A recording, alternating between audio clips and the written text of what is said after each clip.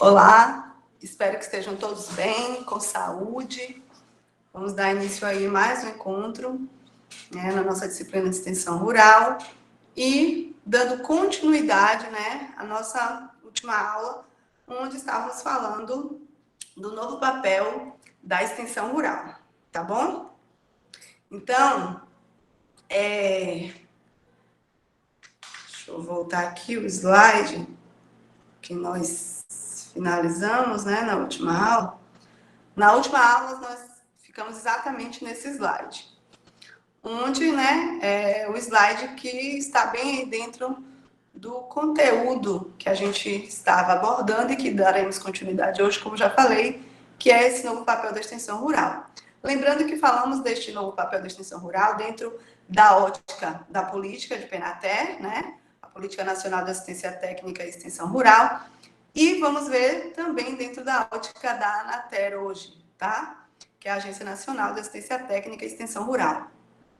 Então, se vocês recordam bem, quando a gente chegou nesse slide, nós estávamos falando justamente dos debates que estavam ocorrendo, né, pós-lançamento dessa política PNATER, certo?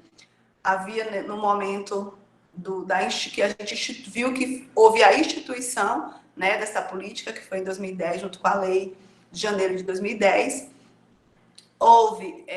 houveram algumas insatisfações, né, ou como a gente falou na aula, ocorreram desafios, né, a partir dessa política, críticas também a esta política, e a partir daí foram observados alguns ajustes para serem necessários a esta política, a PNATER, tá? E aqui eu começo esta aula listando alguns dos desafios que a gente viu que se colocava como necessários, né, no momento para ajustar esta política. Então, dentre estes, promover sistemas de produção sustentáveis, também pedia-se ou mostrava-se cada vez mais a necessidade dentro dessa política de maior contribuição para a construção e a apropriação do conhecimento, assim como necessidade de maior contribuição para a inclusão social,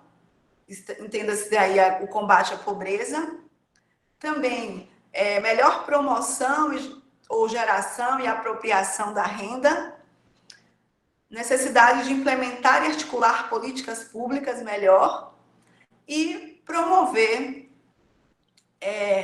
a convergência, promover também a convergência das políticas públicas, certo? Então, no momento a gente falava desses debates que visavam ajustes nesta política, a política de PNATER. Eu quero deixar claro para vocês que, embora na última aula tenhamos finalizado, como eu disse, falando desses desafios ou da necessidade desses ajustes, é preciso dizer também que a política PNATER, ela trouxe contribuições para a extensão rural, tá? Trouxe inovações e trouxe contribuições, com certeza. Então, a gente pode estar aí começando a falar dessas contribuições a partir da PNATER, começou a ocorrer uma política que permitia prever a organização do sistema nacional descentralizado, e isso foi muito importante, né? Então, se falava de descentralização de ATER pública com participação de entidades estatais e não estatais. Isto foi uma conquista da PNATER. Entre essas entidades, podemos mencionar, então, instituições públicas estatais de ATER, dentre essas municipais, estaduais e federais. Tudo isso como conquista dessa política PNATER, estou colocando, tá? Então, aparecem também as empresas de ATER vinculadas ou conveniadas com o setor público, tá? Certo? Ou serviço de extensão pesqueira, tudo isso que foi a partir dessa política. As cooperativas também de técnicos e de agricultores que executavam atividades de ATER, e os estabelecimentos de ensino, né, foi permitido, então, que executassem atividades de ATER em sua área geoeducacional. Então, também mais uma conquista dessa política, tá? Então, a gente vê que tem esse lado de benefícios que a gente obteve na extensão rural a partir dessa política também. Não foram só desafios e críticas que tivemos. Então, nesta época da política Penater, os recursos para financiamento da assistência técnica, eles aumentaram muito, muito, e a gente vai ver o quanto. As entidades de extensão ligadas à sociedade civil, de modo geral, passaram a ter grande participação na recepção desses recursos. Então, foi um momento em que havia liberação demais assim, de recursos para que fosse que acontecesse o investimento, né, na assistência técnica.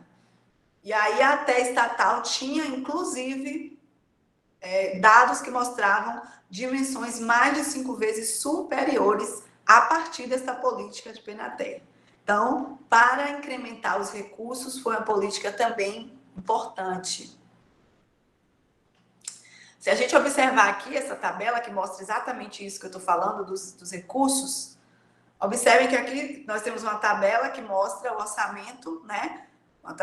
Uma tabela fornecida na época pela Secretaria de Agricultura Familiar, mostrando o orçamento para até entre 2003 e 2013. Lembram que a gente falou que essa política ela foi lançada lá em 2003, né? Os movimentos para lançamento da política Penater começaram em 2003, apesar de só ter sido instituída em 2010. Então, foram longos anos de discussões,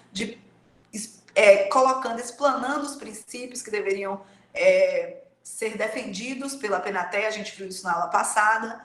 Então, de 2003 a 2013, percebo que o aumento no recurso, né, a inclusão e cada vez mais incremento nos recursos para assistência técnica, saiu de 42 milhões para 830 milhões em 2013, certo? Então, 10 anos aí de muito investimento, a gente pode ver a partir dessa tabela, e crescendo, né, proporcionalmente aí a parte dos recursos e investimentos a partir dessa política.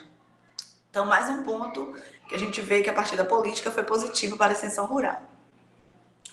Só que aí vocês podem estar se perguntando, então, professora, onde que estava a falha, né, em relação a esta política? A falha estava justamente na operacionalização desses recursos, né? Geralmente as falhas começam a aparecer por aí. A forma que estavam sendo operacionalizados os recursos.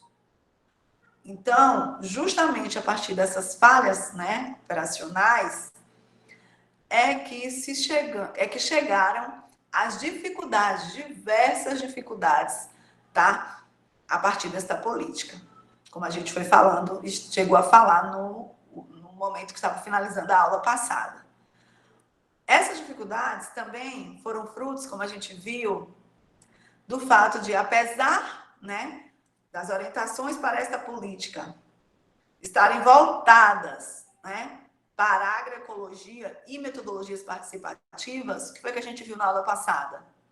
Embora os princípios que regiam essa política estivessem voltados principalmente para metodologias participativas, desenvolvimento rural, orientações a partir da agroecologia, o que foi que aconteceu? As metodologias participativas começaram, pelo contrário, a ficar engessadas, né? O recurso chegava, mas a gente viu que tinha uma parte muito burocrática para ser liberado. Então, por isso que a gente fala de parte de operacionalização dos recursos, trazendo as dificuldades, né, junto com esta política. Então, os estudos mostravam que a efetiva adoção dos princípios que foram colocados lá, aqueles princípios todos que a gente viu na aula passada, né, através dessa política, permanecia sendo um desafio. Então, existia política, existiam os princípios pré-estabelecidos, mas a efetiva adoção destes princípios permaneciam como desafio, apesar dos recursos, apesar de tudo. Eu trago, inclusive, alguns exemplos para que vocês percebam, né? Eu vou passar material para vocês, então nesse material vai estar tudo bem certinho em relação a esses exemplos, mas aqui, se eu for pegar um exemplo do que acontecia em relação à incorporação desses princípios que foram ditados nesta época, ou pré-estabelecidos, na época da política de Penater, a incorporação nas instituições, pegando o exemplo aqui do Instituto Agronômico de Pernambuco, né? Considerado, então, aí uma entidade estadual de assistência técnica e extensão rural, na época, fazendo entrevista, né? O material mostra que fazendo entrevista entre os técnicos, né, de assistência técnica na época, eles diziam que as orientações específicas para o trabalho de agricultura, eles diziam que as orientações específicas para o trabalho de agricultura orgânica ou com agroecologia, elas não aconteciam além dos planos e eixos pré-estabelecidos. Era como se ficasse só lá na teoria, certo? Existia essa política, tudo muito bem pré-estabelecido, como a gente viu na aula passada, mas, na prática, eles não conseguiam ter acesso a essas orientações específicas para trabalhar de verdade com a agricultura orgânica e a agroecologia. Isto era uma entrevista, né, que foi feita na época com os técnicos deste instituto. Só trazendo dados. Essa entrevista aconteceu ali por volta de 2013, 2014. Só para orientar vocês, né, em torno da situação.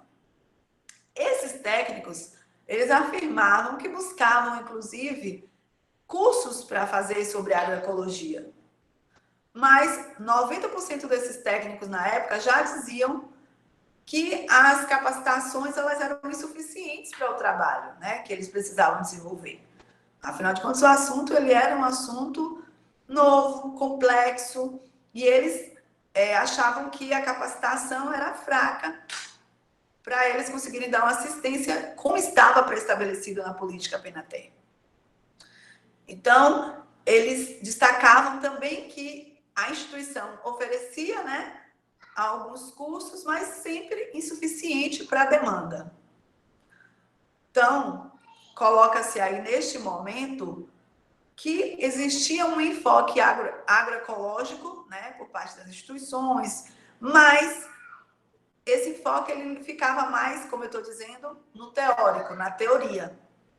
Quando partia para uma compreensão prática, não existia. Isso, muitos colocavam, quando a gente vai ler lá no material, que vocês vão ter acesso, que partia, às vezes, até do processo de seleção para quem ingressava ali, né, nas instituições. Não se colocava esse conhecimento agroecológico como foco de avaliação. Apesar de haver algumas questões sobre esse assunto, não se exigia para quem ia ingressar, por exemplo, que se interessasse por agroecologia. Comecem a perceber o que eu estou falando. Então, os técnicos que eram selecionados, muitas vezes não possuíam nenhuma vivência de agroecologia. E durante a sua trajetória de formação, também não.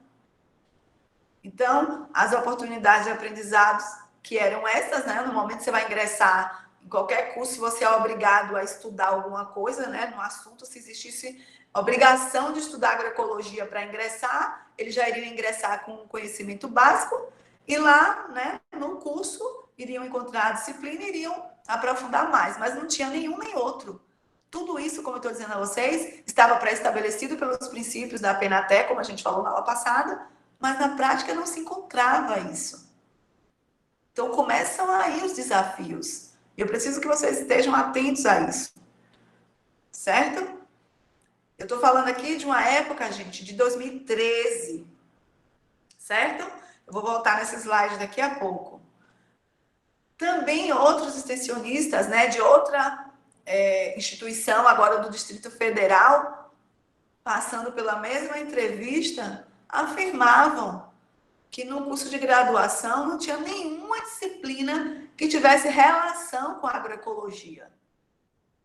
Percebam, toda aquela discussão, né, do início de 2003 até o momento de instituir a política de Penaté, e chega em 2013, ainda se fala de instituições que não tinham agroecologia. Então, isso aí começa, de fato, a ser uma problemática.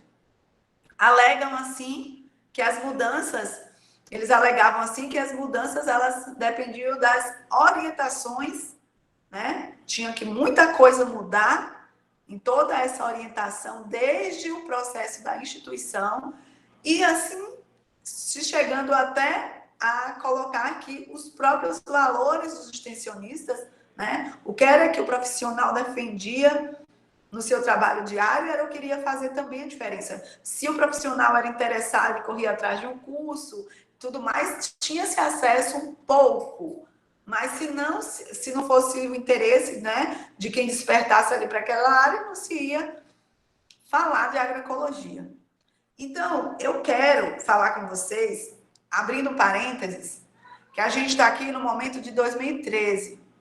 E eu lembro muito bem que quando eu me formei, em 2008, certo? Vocês vão começar a fazer cálculos aí, começar a pensar na idade da professora, mas não foquem nisso, foquem no que eu vou falar. Quando eu me formei, eu lembro que no meu último período começou a se pensar em fazer agroecologia e engenharia agronômica. Mas de que forma? Optativa. Então, eu fiz agroecologia, porque eu fiquei curiosa, né? Eu nem precisava mais daquela carga horária, mas eu fiz agroecologia e me encantei pela disciplina. Me encantei, só que eu estava me formando. Já tinha traçado a minha vida profissional toda em outra área. Mas o que eu quero dizer a vocês? Ainda assim, entrou como optativa, poucos faziam. E foi só a partir dessa política, né, que começou lá em 2003 e que foi ascendendo, né, por meio desses ajustes, a chegada da agroecologia nas instituições. A gente precisa, a disciplina de extensão rural para fazer esse tipo de reflexão também, tá? Então, eu vou mostrar, inclusive, para vocês aqui, abrindo parêntese. Então, quando foi chegando nas universidades, isso aconteceu em momentos diferentes, em locais, cada local trazia a agroecologia. Aqui na UF, por exemplo, chegou, não tem muito tempo, a agroecologia também, né? A gente vai ver que em diversas instituições foi chegando aos poucos, e tudo isso muito relacionado com essa política, com a necessidade de haver esses ajustes. Então, eu trago aqui, inclusive, esse é um subtítulo de um artigo, que foi um artigo de 2016, quando começou a se falar de agroecologia nas universidades, polarizou, e isso acontece, gente, não tem jeito, até hoje polariza. Não é o meu objetivo aqui na aula, dividir grupos, quem gosta, quem defende agroecologia, quem defende outra vertente, não é esse o meu objetivo. Meu objetivo é fazer vocês refletirem, tá? Então, polarizou quando começou a chegar esses conhecimentos. Em um artigo de 2016, por exemplo, se falava da crise que trazia o paradigma, né, na verdade, desse contexto entre universidade e racionalidade ambiental. Era um paradigma que se formava entre o que estava se vendo na universidade e essa racionalidade ambiental que a agroecologia trazia. Eu não posso deixar de falar sobre isso. Então, está aqui o artigo, né? Até quem tiver interesse depois de ler esse processo, é muito bacana de acompanhar. Então, esse artigo de 2016 tinha como título Agroecologia nos cursos de engenharia agronômica, para além dos desafios e dilemas curriculares. Percebam, existia um dilema, isso aqui é história de extensão rural.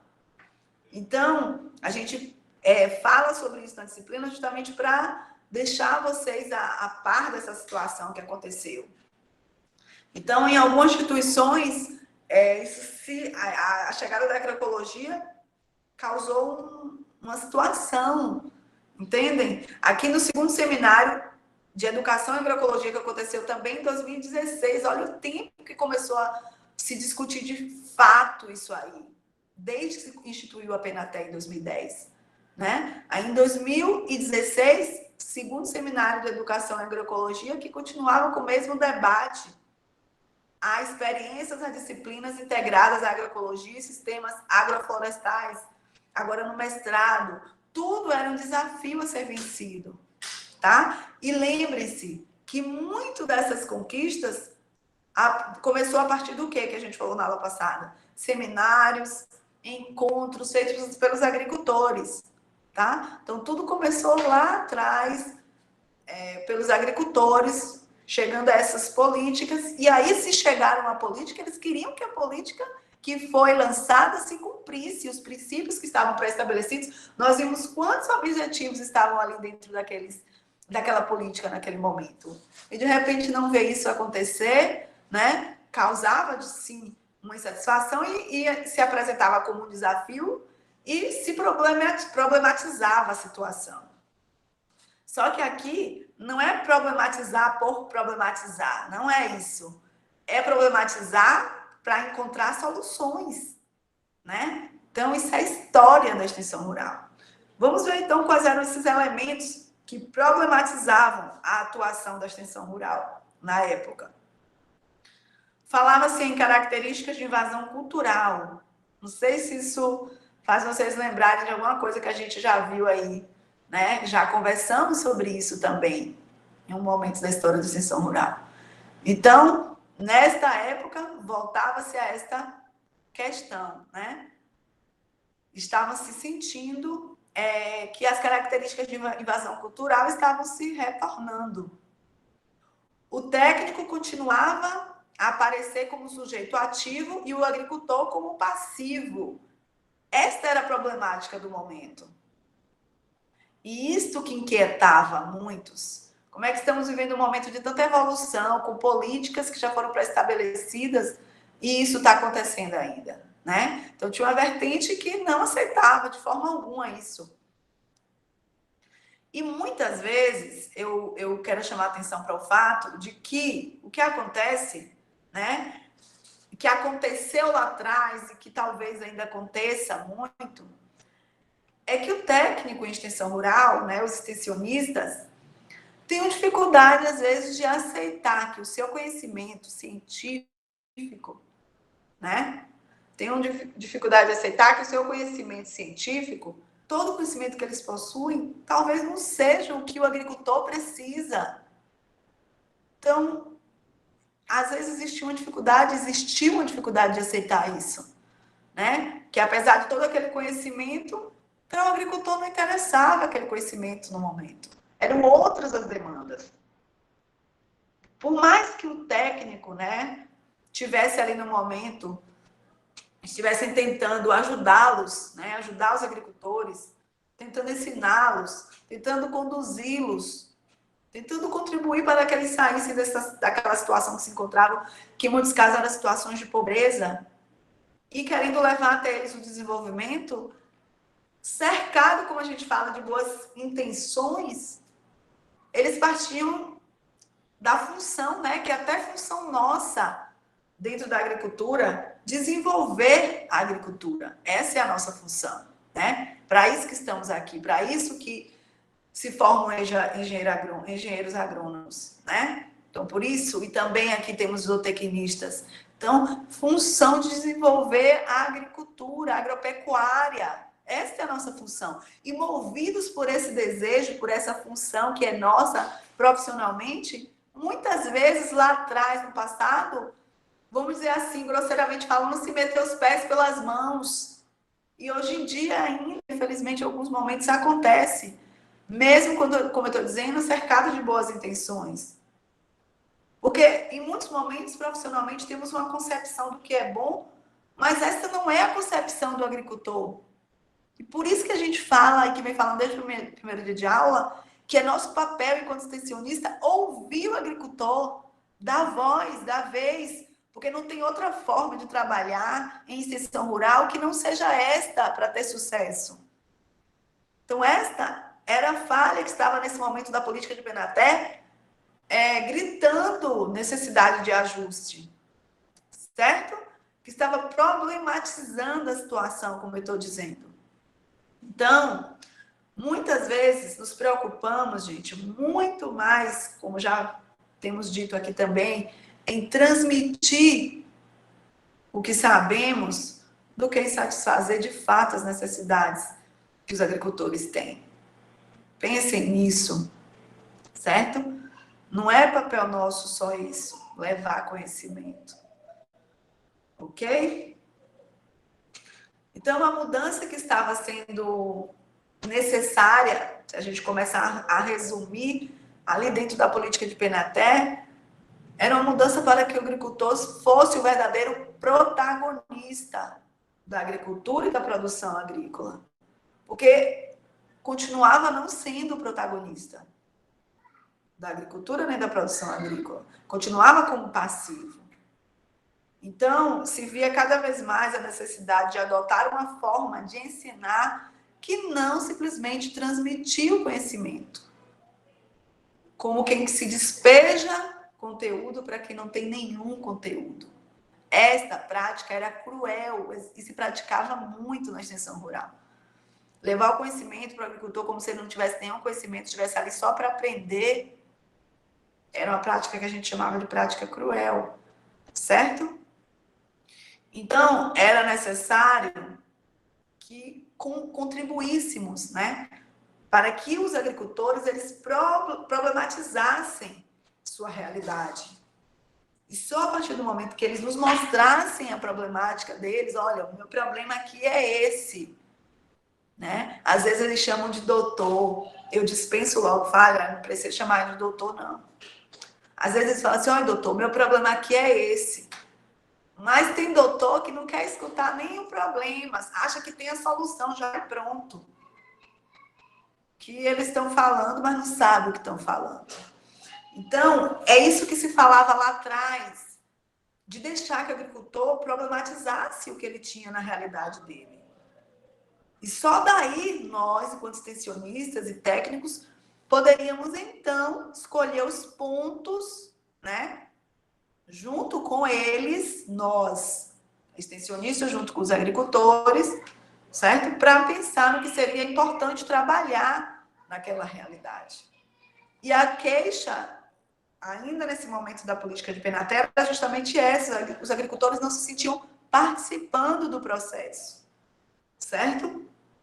Só com essa postura, né, de técnico em assistência técnica, de extensionista, era que, de fato, poderia se dizer que estava se empreendendo um esforço para entender o problema. E assim, entendendo melhor os problemas, né, ali da realidade rural, encontraríamos os fatores para explicá-los. Se isso, estaríamos buscando explicação sem saber do que estávamos falando. E muitas vezes era o que acontecia, tá? Mesmo depois da política de Penaté. Então, a política de Penaté chegou um momento em que mostrava justamente mostrava a realidade desse quadro, né? Onde a gente via a necessidade de uma intervenção participativa, mas o que existia, na verdade, era uma intervenção tutorial. Era uma intervenção convencional. Comecem a pensar, enquanto extensionistas, se daqui vocês saírem, né, extensionistas, se haver de vocês puxarem mais para a extensão rural, observem bem como se fazia extensão rural e como a gente precisa estar atento para refletir qual a melhor forma de se posicionar enquanto extensionista.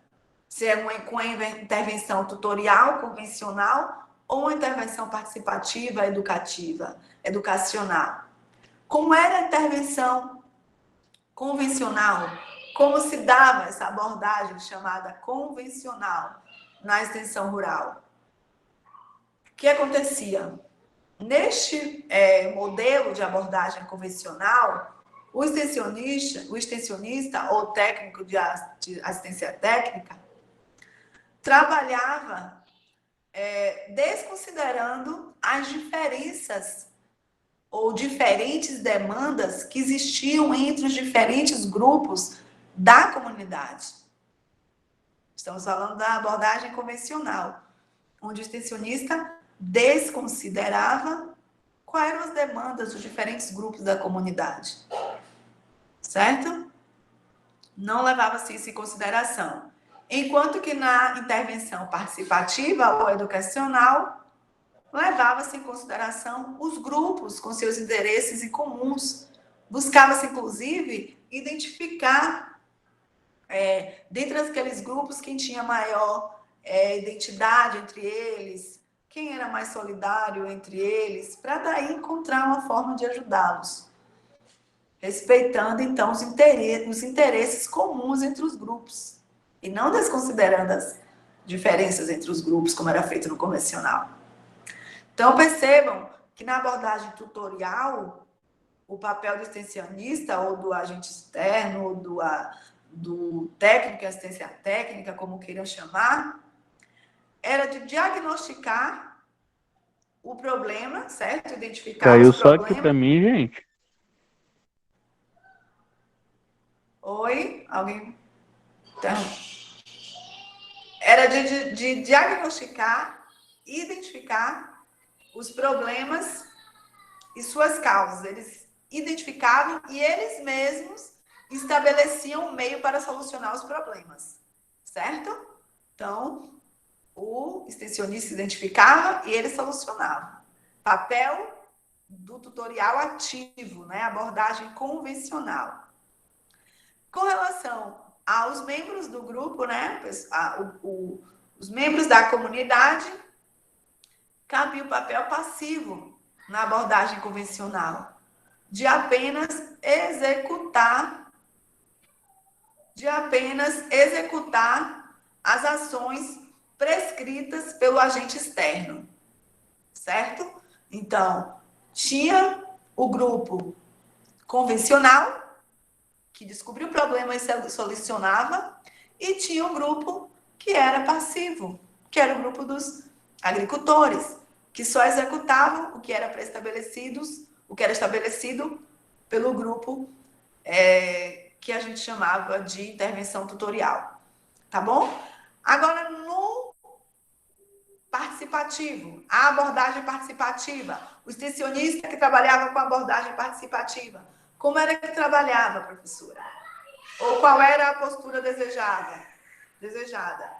Na participativa, vamos ter aí os grupos com interesses comuns, como já falei, onde aparece o extensionista ou técnico de assistência técnica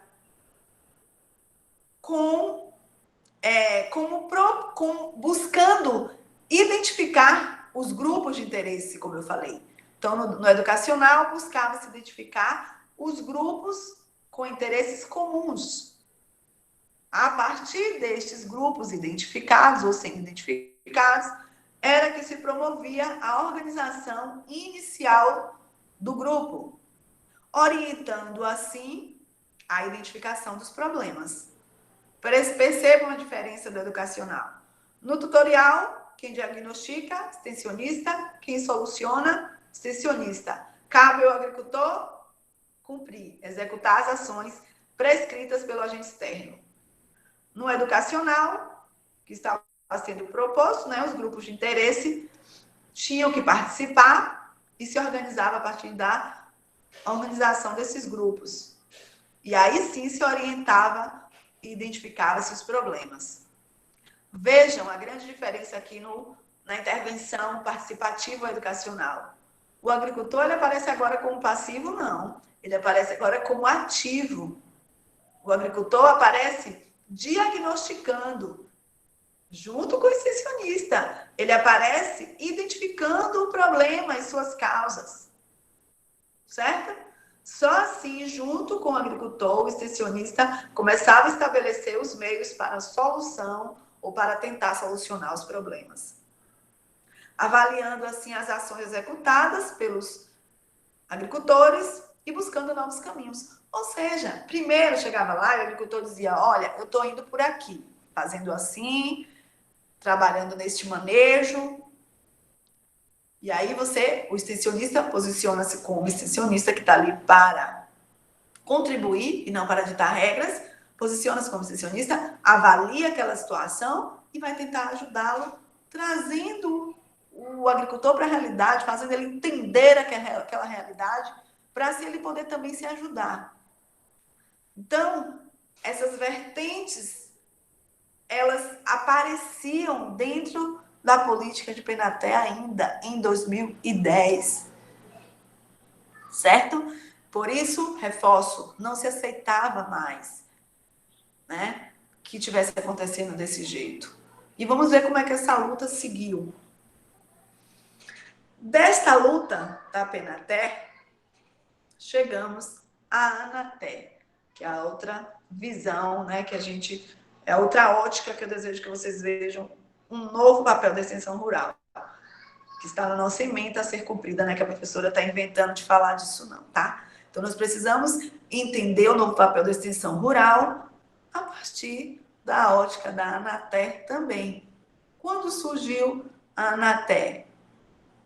A Anater foi criada, né, a partir da lei de 12.897 de 2013 e foi regulamentada com um decreto em 2014, certo? Saímos da Política Nacional de Assistência Técnica e Extensão Rural, a PENATE, que falamos até aqui, e estamos entrando na Anater, certo? Criação da Anater, criação da Agência Nacional de Assistência Técnica e Extensão Rural. Vamos lá, então, continuar tentando ajudar a extensão rural em seu processo. Esta era a ideia da Anater, certo?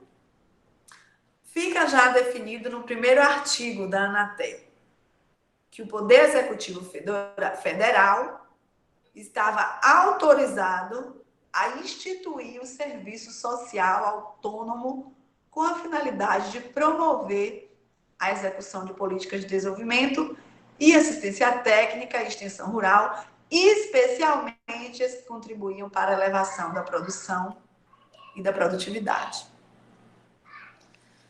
O que estamos destacando aí como ponto que já foi logo determinado, assim, como vocês dizem, de cara, na Anater? Elevação da produção e da produtividade, certo? Também estava aí dentro desse primeiro artigo, elevação da qualidade dos produtos e serviços rurais para a melhoria das condições de renda, tá bom? Da qualidade de vida e da promoção social e desenvolvimento sustentável no meio rural. Tudo isso estava, mais uma vez, no artigo da Anater, aparecendo como prioridade. Apesar de estar destacado aqui como ponto cargo-chefe, vamos assim dizer, da Anater, desta agência, elevar a produção e produtividade. Certo? Esse era o enfoque maior. No segundo artigo, a Anater dava prioridade, né? Dizia que a Anater estaria dando prioridade à contratação de serviços de assistência técnica e extensão rural para o público dos médios produtores rurais. Tá? 2 pontos aí que não estavam nos princípios, né? Que foram colocados lá na PENATER. Não se falava em assistência aos médios produtores rurais. E aqui na Anater começa a se falar disso, tá? Então, vamos tentar continuar entendendo aí o processo. Esta criação da Anater, gente, envolveu muitas polêmicas na época, tá? Estamos falando aí 2013, 2014.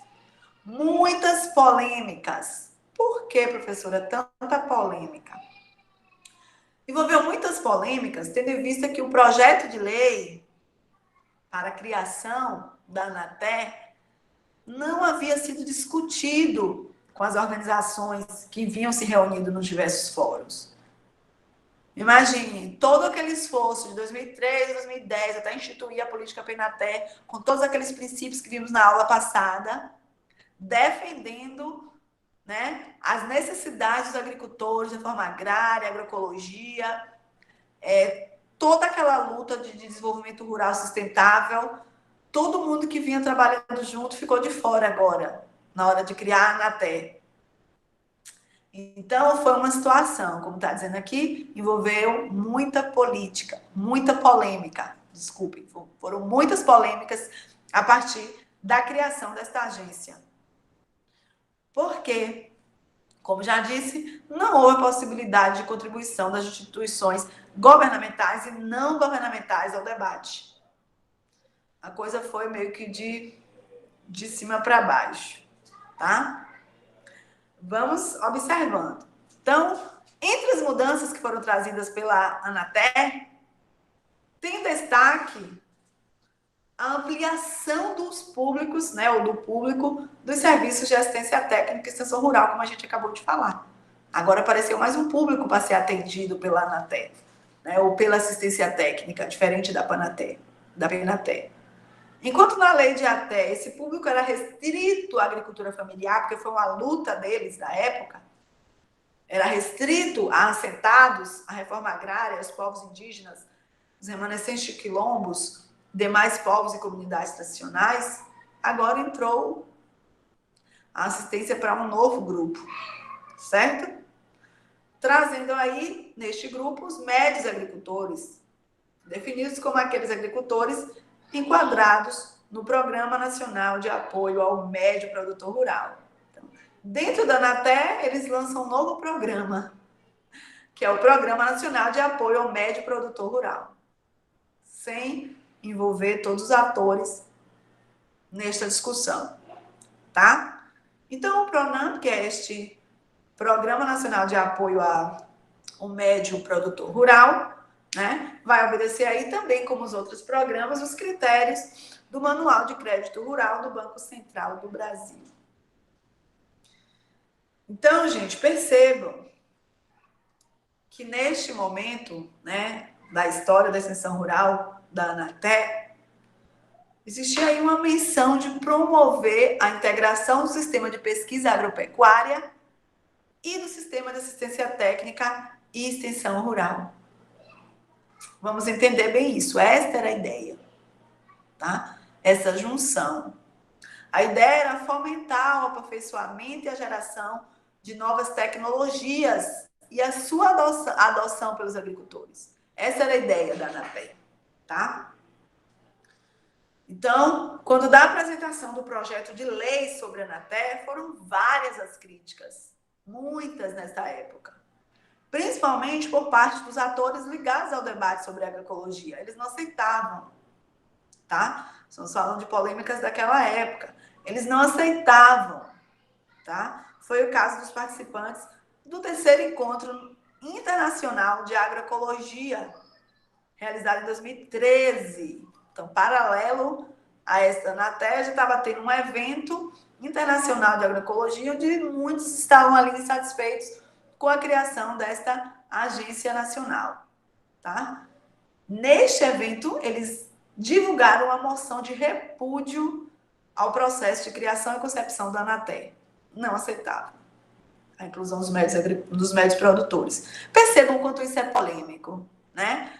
Até vocês, se eu pudesse agora estar assim presencialmente olhando para vocês, com certeza vai ter aqui na nossa sala virtual, um grupo que talvez naquela época estivesse totalmente achando um absurdo, esse pessoal que estava lá nesse encontro de agroecologia está achando ruim isso aí, e um grupo que estaria achando beleza a criação da Anatel. Então polariza mesmo, tá? Mas vamos adiante, que aqui eu já disse, a ideia não é problematizar, é refletir em torno do que ocorreu.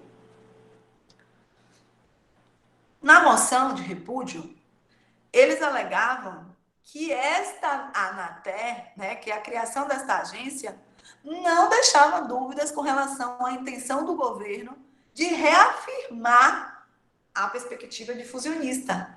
Quem lembra da perspectiva difusionista? Tem pouquíssimo tempo a gente falou dela, nas últimas aulas aí.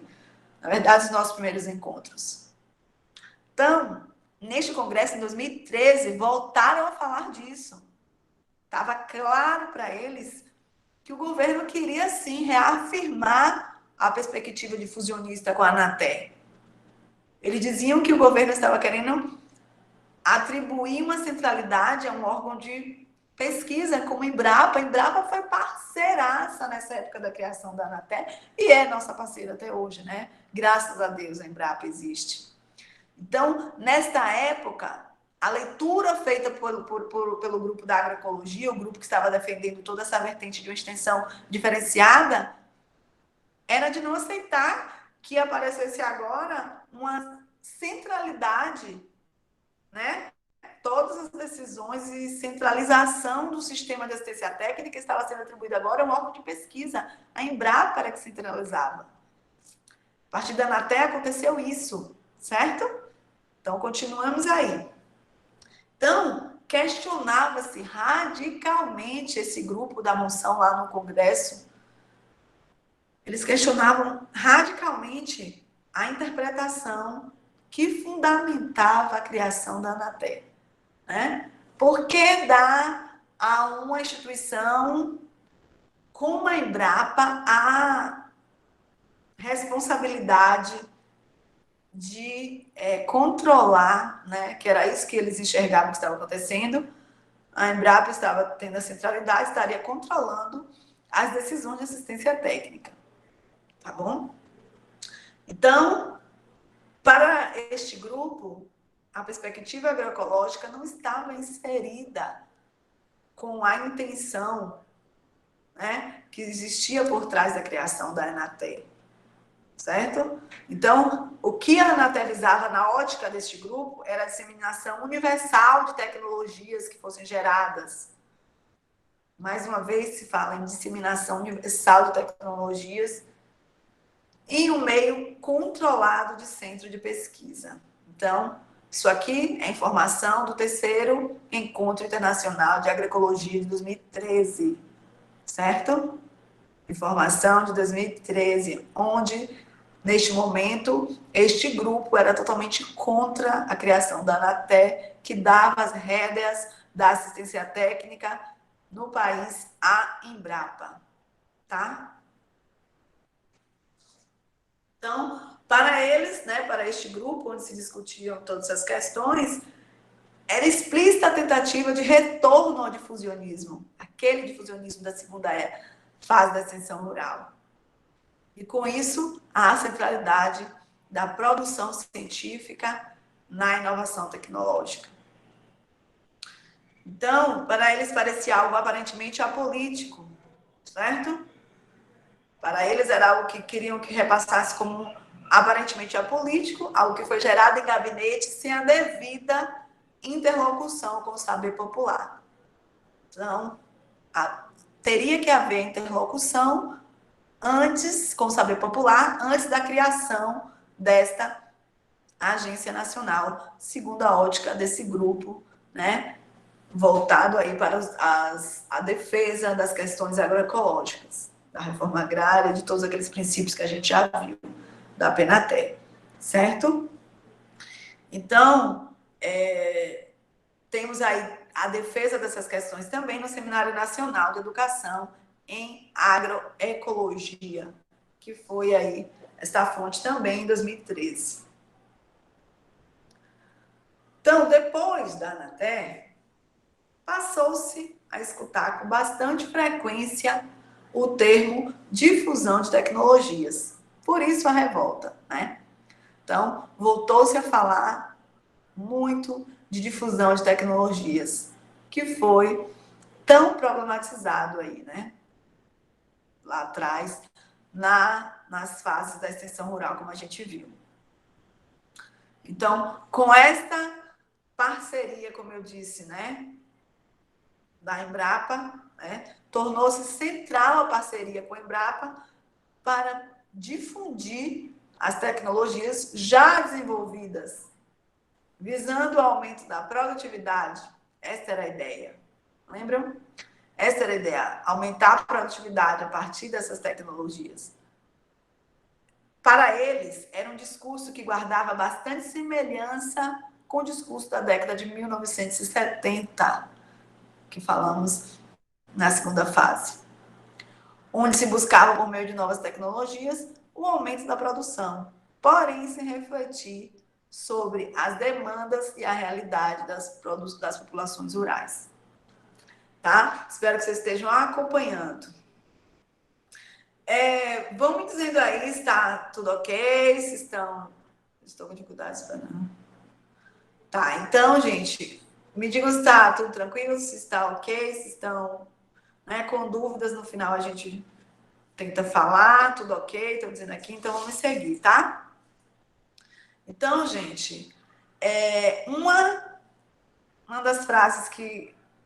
Não vou nem entrar nessa questão dos presidentes da época e tudo mais, mas que se falava muito na época, era o seguinte: a Anatel é um órgão de difusão de tecnologia.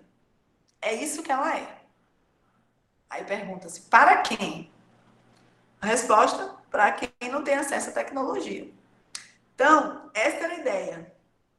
A Anatel aparece sim como um órgão de difusão de tecnologia para quem não tem acesso à tecnologia. Então, são muitas questões para uma questão só, né? Para transformar em uma pergunta apenas. Então, a gente aqui poderia fazer um monte de pergunta, né? A quem interessa essa tecnologia? Como está sendo aplicada essa tecnologia? Mas eu só estou trazendo como a coisa era passada, tá? Com isso, eu queria abrir um parênteses para dizer a vocês que a ideia, quando a gente entra nessa parte da disciplina de extensão rural, é proporcionar, sim, reflexões a vocês, né, sobre o processo histórico e também contemporâneo de constituição da assistência técnica e extensão rural no Brasil. Então, é sim um processo histórico, né? Foi um processo histórico. São reflexões que falam de um processo lá de trás, mas ao mesmo tempo a gente pode colocar também como contemporâneo, tá? E a gente vai ver por que a gente fala que também pode ser encarado como contemporâneo, tá? A ideia aqui é trazer para vocês uma percepção de que muitos desses temas vão sim apresentar, como eu disse, visões contraditórias. Aqui eu não estou querendo que a sala toda se posicione de um lado ou de outro, não.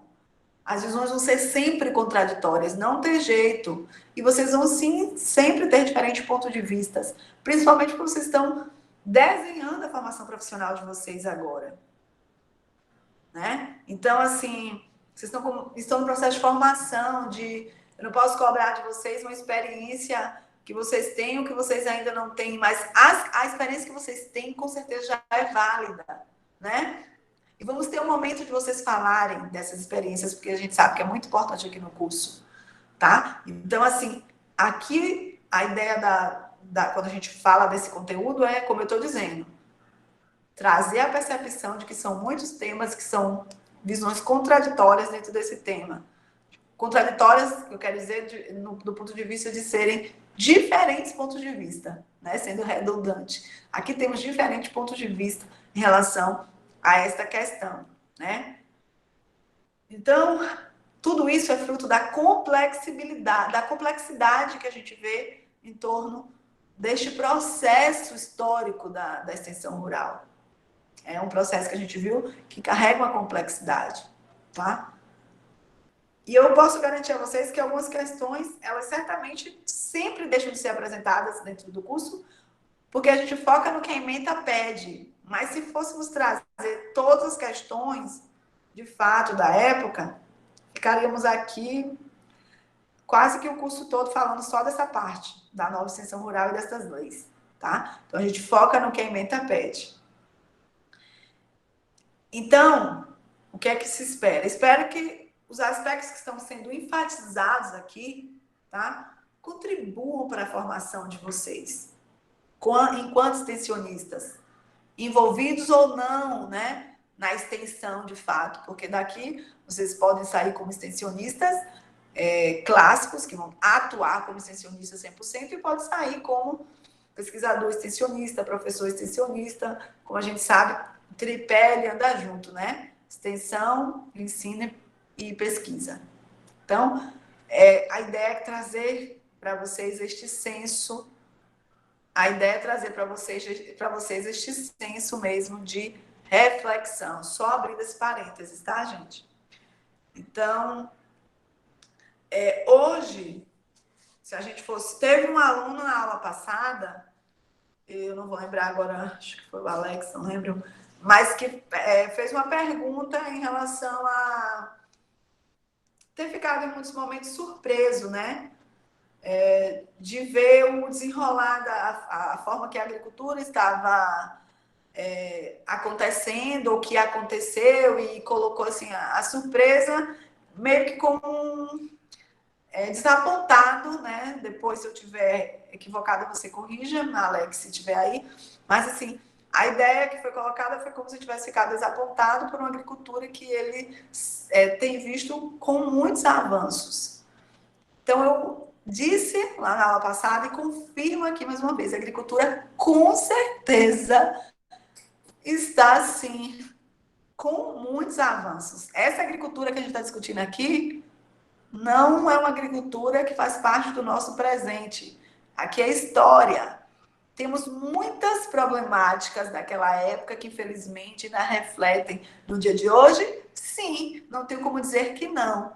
Mas dizer que é a mesma, não tem como. Percebam que aqui, hoje, se a gente for falar o que é que problematiza hoje a agricultura, vamos estar em uma era de tecnologia digital, como eu coloco aqui nesse slide. Essas inovações, difusionista, isso aqui não se fala, Marco. A linguagem é a tecnologia digital. O que problematiza hoje são outras questões, né? Se a gente for pegar a informação agora de 2021, final de 2020, ainda se fala de ampliar o escopo da política nacional de assistência técnica e extensão rural. Essa informação é informação atual, de que se fala em atualizar, ampliar o escopo. Mas se está sempre, gente, desejando atualizar e ampliar essas políticas, porque estamos em evolução o tempo inteiro. Então, não é para ficar desapontado com a agricultura, pelo contrário, a gente tem que acreditar cada vez mais, porque cada vez mais a gente vê a agricultura acontecer de uma forma belíssima. São outros problemas hoje. Eu falo deste conteúdo porque, como eu disse a vocês, está dentro da ementa da disciplina, a história da extensão rural. Mas a problemática que a gente tem hoje é totalmente diferente. Tem reflexos, mas a ótica é outra. Na minha época, como eu disse, quando eu me formei, não sonhava-se que ia se falar de uma agricultura como essa que existe hoje. Eu nunca imaginei viver para ver tudo que eu tenho visto na nossa área. Na agropecuária, de modo geral, gente, é fantástico. Não tenho como deixar de admitir isso.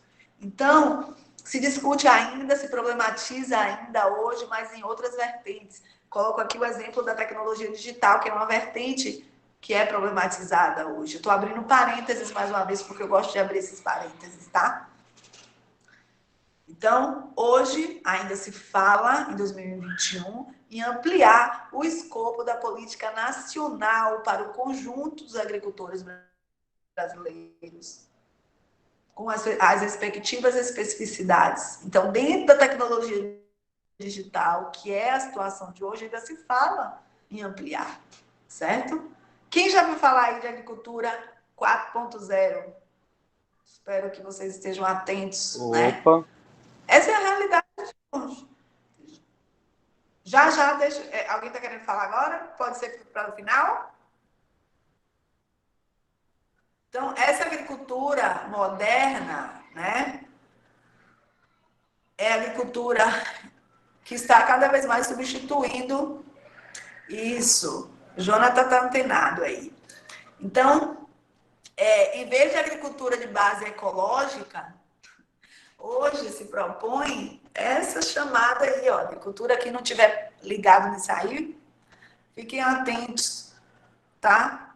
Que usa o que a gente já falou também, mencionou aqui, tecnologia digital e conectada, mantendo o enfoque preferencial, muitas vezes, na produção sustentável. Então, são muitas discussões ainda, mas dentro dessa vertente, a atualidade é essa, tá? Então, a gente está falando da história, mas eu gosto sempre de abrir parênteses para falar também do contemporâneo, tá bom? Então, voltando a falar da atuação da Anatel, né, a partir da criação dessa Agência Nacional de Assistência Técnica e Extensão Rural, a assistência técnica ela era dada ao produtor em todas as suas etapas de produção, certo? Então, o agricultor, o produtor, ele tinha assistência técnica a partir da Anatel em todas as suas etapas de produção. Atuavam aí, como a gente já falou, que foi o ponto-chave desta agência, atuava de forma integrada com a Embrapa para transferência de tecnologia. Isso incomodava? Incomodava, a gente já viu os motivos por que incomodava, né? Mas já estava determinado, já tinha sido criado. Lembra que foi o primeiro que disse, o que editou a regra do primeiro artigo da Anatel?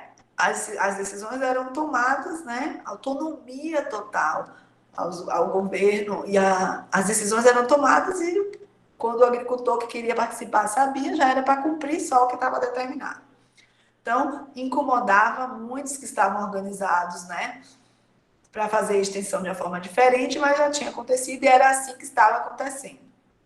Então, o foco era aumentar o número de pequenos e médios produtores ou agricultores com assistência técnica, né, visando quantificar ou qualificar também o serviço.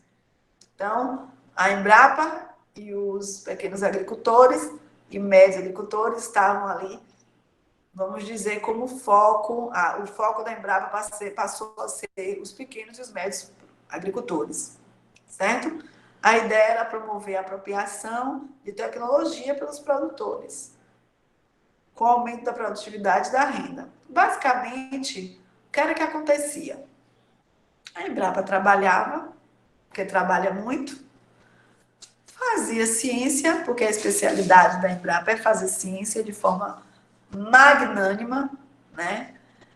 E aí levava essa ciência para um produtor. Mas se questionava bastante, né? Esta entrega. Mais uma vez é o que a gente fala da operacionalização, né, gente? Por melhor que seja a intenção, incomodava a forma que estava acontecendo a muitos, assim como agradava também a muitos. Então, vamos seguir para depois a gente pensar no debate. Aqui, a parceria da Anatel é essa, Anatel e Embrapa, aliadas firmes e fortes. Por que a Embrapa? Né? Por que foi escolhida a Embrapa? A Embrapa foi escolhida justamente em função da sua dimensão, capilaridade, seu aparato de transferência tecnológica, que já era bem estruturado, como sempre foi, e consolidado, né?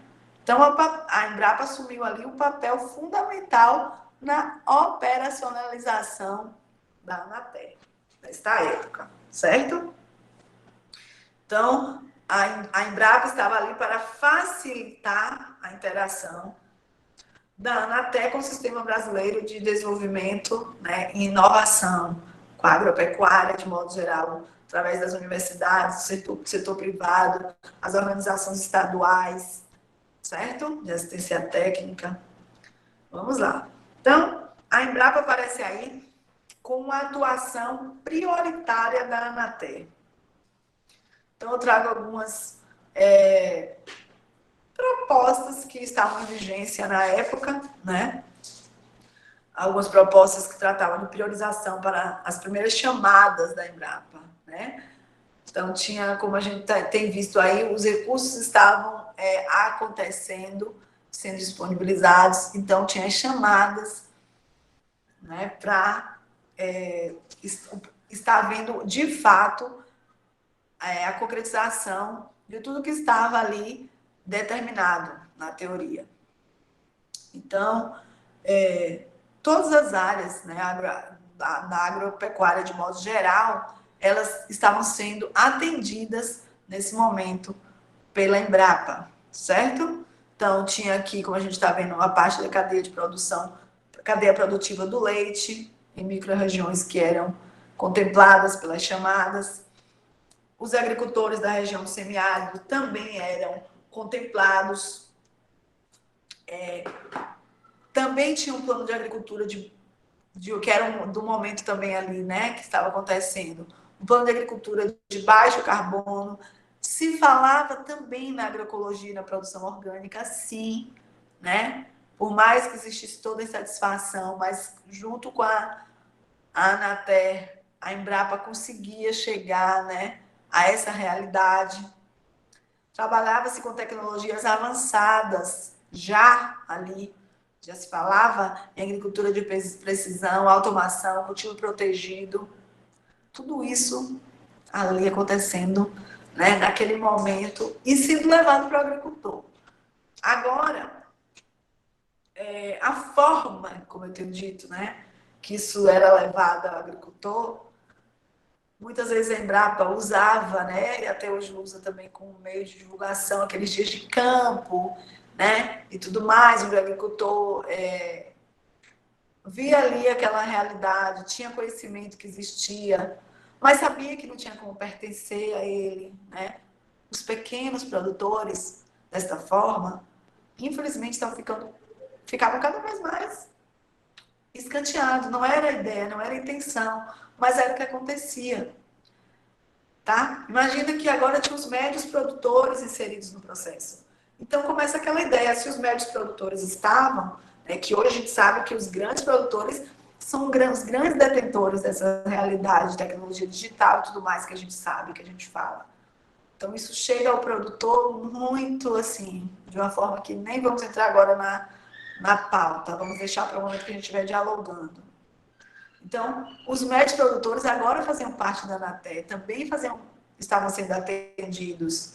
Então, o médio produtor é aquele que tinha um mínimo de destaque, um mínimo de condição, um pouco melhor do que os pequenos, do que estavam em situação de pobreza.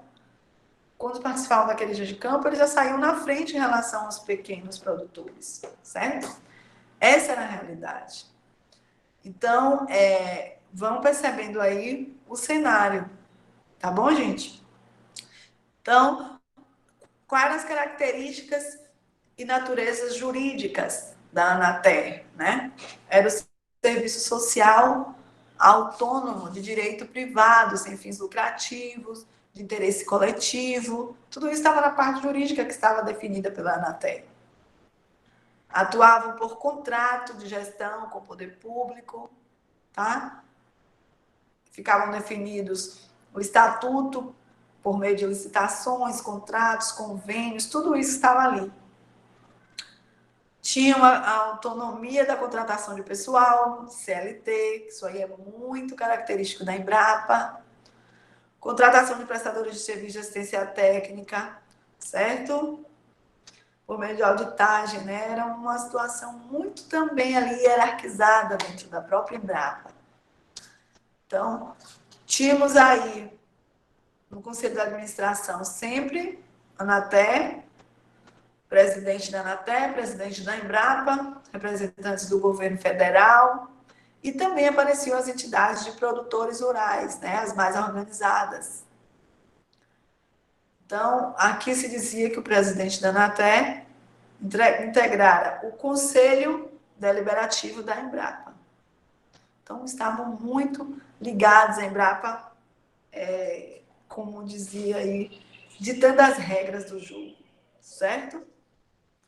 Então, nesse momento, o Conselho Assessor Nacional da Anatel estava composto por entidades públicas e privadas, tá, de representação dos produtores, com a atuação no meio rural. Então, como eu tenho dito, os mais organizados tinham acesso. Então, os médios produtores estavam cada vez mais sim, se beneficiando desse momento, tá, a partir da criação da Anatel. Então, aqui começou a se propor e analisar as diretrizes, políticas e estratégias da Anatel, orientando-a no cumprimento de suas atribuições. Então, muito do que estava pré-estabelecido, pode-se dizer que estava, sim, sendo cumprido.